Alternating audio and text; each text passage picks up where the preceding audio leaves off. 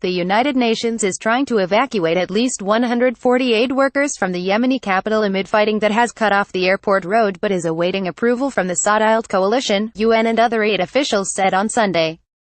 Coalition aircraft bombed Houthi positions in Sanaa overnight, residents and local media said, aiming to shore up supporters of former Yemeni President Ali Abdullah Saleh as they battle the Houthi group, which is aligned with Iran.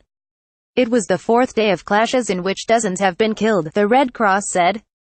There is a plane on standby in Djibouti for 140 international staff, a UN official in Sanaa told Reuters.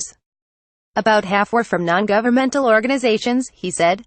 Fighting is moving toward the airport and the situation is very tense. We can't even evacuate staff, he said. United Nations staff have been confined to their living quarters in Sanaa since clashes erupted on Thursday, he said.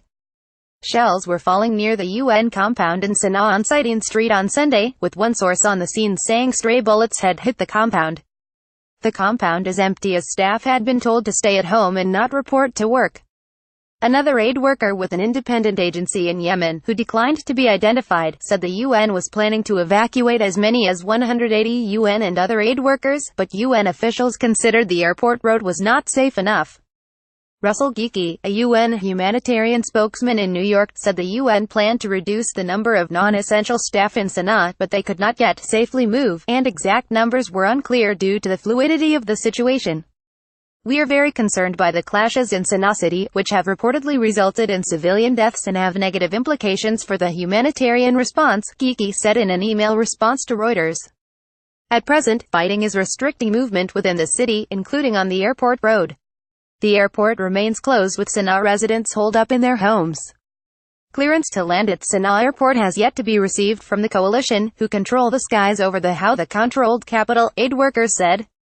Saleh said on Saturday he was ready to turn a new page in ties with the coalition fighting in Yemen if it stopped attacks on Yemeni citizens, in a move that could pave the way to end nearly 3 years of war. The apparent shift in position came as Saleh's supporters battled Houthi fighters in Hatta, a district in southern Sanaa where members of Saleh's family, including his nephew Tarek, live.